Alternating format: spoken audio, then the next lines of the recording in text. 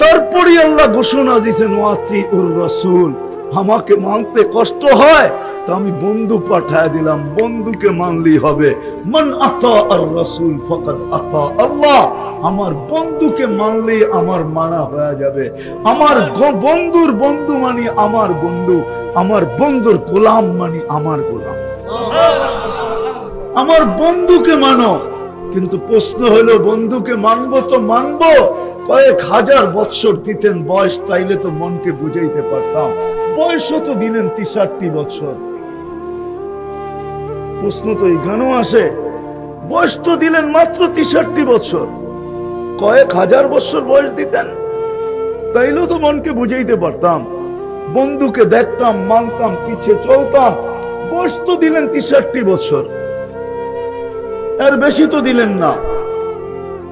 সফর তো বেশি করলো না, সফর তো করলো, আরশ পর্যন্ত তো নিয়ে গেলেন, সারা দুনিয়াটা তো ঘুরে দেখাইলেন না। আমাদের বাংলাদেশও একটু পা দিয়া যেত।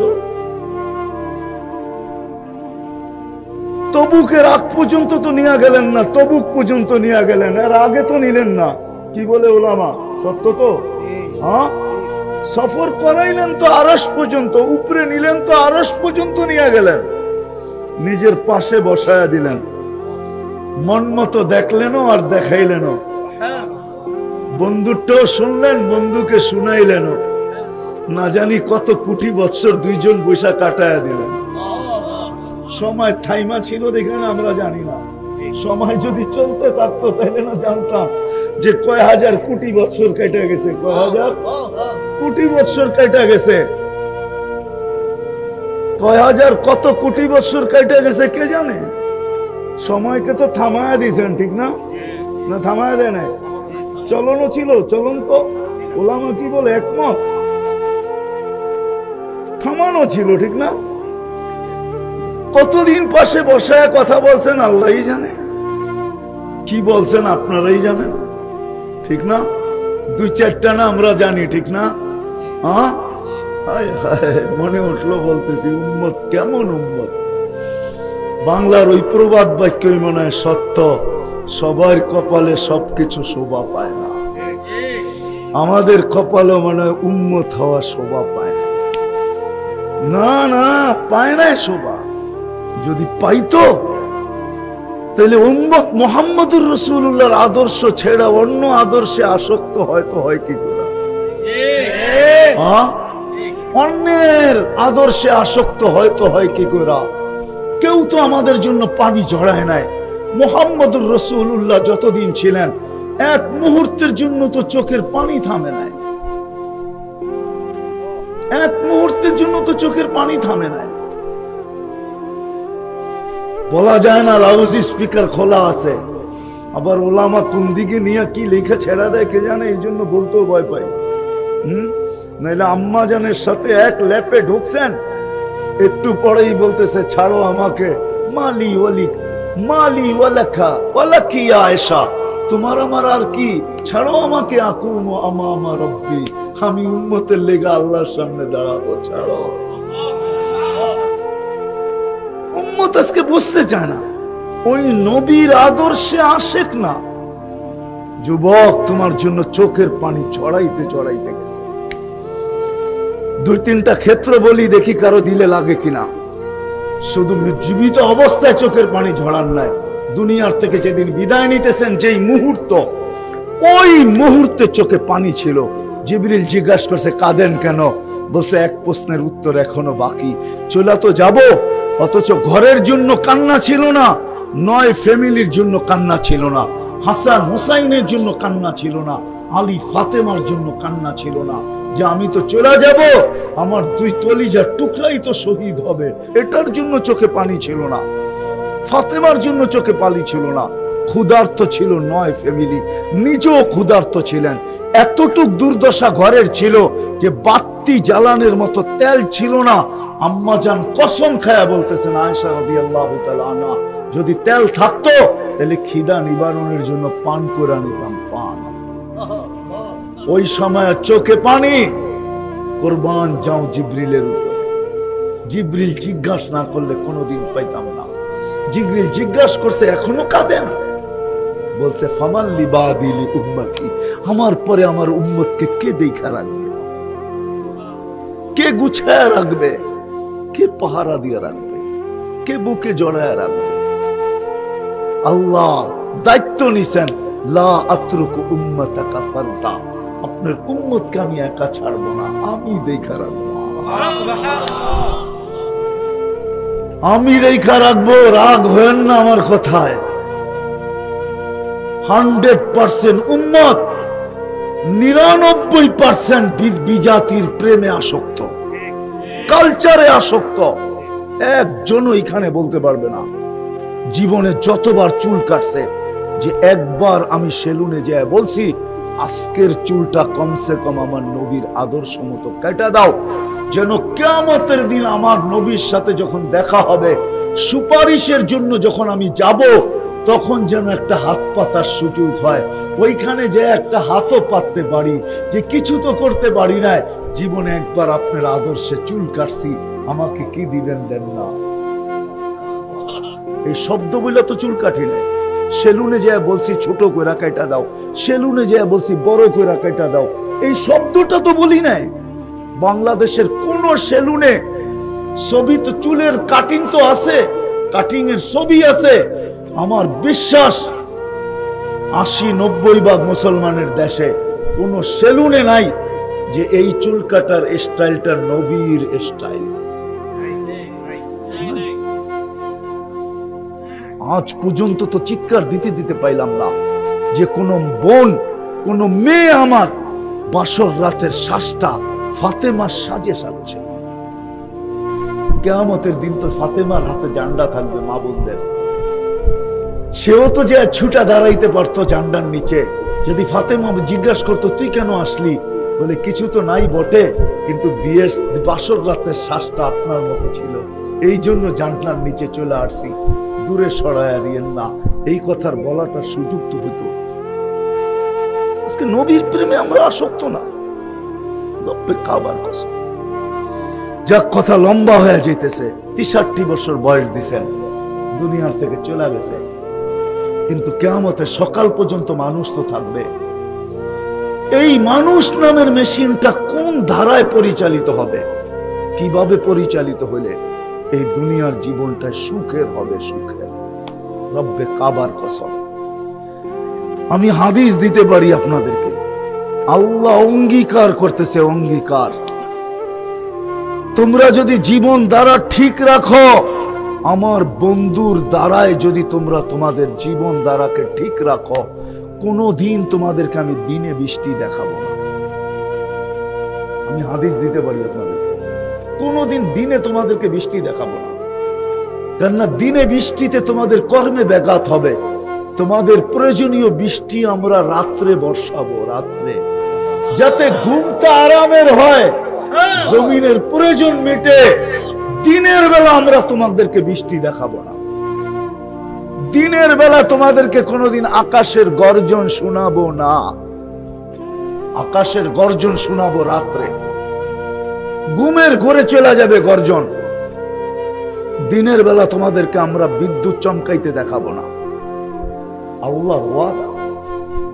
এই ছোট জীবনটা পরিচালনা করার জন্য যে বিধি বিধান দরকার, আজকে ওলামায়ে কেরাম, হায় হায়, যেই দেশে গ্রাম হোক আর গঞ্জে হোক, শহরে হোক আর অজয় পাড়াগায়ে হোক, অটো চালাইলে ডেলি 500-700 টাকা কামানো যায়। 500 কামাইলে মাসে 15,000, 700 কামাইলে মাসে 21,000, 1000 টাকা কামাইলে মাসে 30,000। আর ওই অটো চালানোর জন্য কোনো আমেরিকার অক্সফোর্ডের কোনো ডিউটি, অক্সফোর্ডের কোনো সার্টিফিকেট লাগে না, ট্রেনিং লাগে না, ঢাকা ইউনিভার্সিটি থেকে মাস্টার্স করতে হয় না। একটা কিনা নিয়ে বাহির হইলেই চলে। প্রথম 2-3 দিন একটু ধাক্কা ঠুক্কা লাগবো, তারপরে হাত ঠিক হয়ে যাবে, আর ধাক্কাও লাগবো না, কিছুই লাগবো না। তাইলে আলেম ওলামারা এটাই চালাইতো। আপনাদের মসজিদে পড়া থাকতো না, মাদ্রাসাগুলাতে পড়া থাকতো না, মক্তবগুলাতে পড়া থাকতো না, হেফজখানাগুলাতে পড়া থাকতো না। আপনাদেরকে এরকম একত্রিত কইরা এরকম কথা শোনানোর প্রয়োজন ছিল না, ওয়াজ মাহফিলের দরকার ছিল না। কোরআনী মাহফিলের দরকার ছিল না, বরং আলেম ওলামারা বলতো তোমাদের নামাজ তোমরা পড়া নাও, জানাজা তোমরা পড়ায় নাও, বিয়ে তোমাদেরটা তোমরা পড়ায় নাও, কুলখানি তোমরা করে নাও, আমরা তো অটো চালায়া জীবন চালায়া দিব। কিন্তু দায়িত্ব কাঁধে বিদায়, কেননা উম্মতকে এই ছোট জীবনে রাস্তা দেখাই, নবীর পুরা সগাত, নবীর পুরা রাখা বিধি বিধানকে সুরক্ষিত করতে হবে। রাগ হয়ে যাবে আমার সমাজ, কেউ হুজুর করে বলতে তো কম বলে না, যখন বলতে শুরু করে তখন আর মুখ থামে না, কম বলে না, কখনো বাইবও দেখে না। হুজুর বাদ দিলাম একজন মানুষ হিসাবে, রাগ হয় না, কিন্তু হুজুরদের এই জন্য প্রয়োজন, এই জন্য প্রয়োজন, এই জন্য প্রয়োজন। নবী তো দুনিয়ার থেকে চলে গেছেন 63 বছর বয়সের পরেই। কোরআনের এক আয়াত দিয়ে আমি আপনাদেরকে বুঝাই, ওলামারা বুঝবে, আশা করি আপনারা বুঝবেন। সূরা ইব্রাহিমের প্রথম আয়াত, আলিফ লাম রা, কিতাবুন আনজালনা ইলাইকা লিতুখরিজান নাসা মিনাজ যুলুমাতি ইলান নূর। আমাদের নবীজিকে সম্বোধন করতেছে। এই আয়াতে 3টা প্রশ্ন করা যায় আল্লাহকে। আল্লাহ, আপনি তো বলতেছেন কিতাবুন আনজালনা ইলাইকা লিতুখরিজান নাসা মিনাজ যুলুমাতি ইলান নূর, কিয়ামতের সকাল পর্যন্ত মানুষকে অন্ধকার থেকে আলোর দিকে বাহির করার জন্য আমাদের নবীজিকে আপনি প্রেরণ করছেন। বয়স দিয়েছেন 63 বছর। আপনার এই কথার সাথে মিলে তো মিলে কি করে? কয়েক হাজার বছর দিতেন তাইলেও তো হতো। জমিনি সফর তো তবুকের আগে করেন নাই, সারাটা দুনিয়া ঘুরাইয়া দিতেন। ঘুরায় তো দিলেন সুলাইমান আলাইহিস সালামকে, গুদুবুহা শাহরুন ওয়া রাওয়াহুহা শাহর। এক সকালে 1 মাসের রাস্তা অতিক্রম করতেন, এক বিকালে 1 মাসের রাস্তা অতিক্রম করতেন।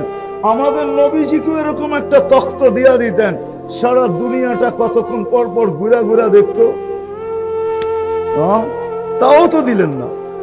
তা আল্লাহ আমাকে বলে, তোর মতো বেওকুফ তো নাই, তুই দেখিস না ওয়া আওরাসনাল কিতাব আল্লাযীনা ইসতাফাইনা, আমি নবীর মিশনকে পুরা করার জন্য আরশ থেকে বৈশা কিছু লোককে নির্বাচিত করছি, যারা আমার এখানে সিলেকশনে পাশ করা, ইলেকশনে না, আমার পক্ষ থেকে নির্বাচিত, যাদেরকে ওলামা বলে তাদেরকে আমি নির্বাচন করছি।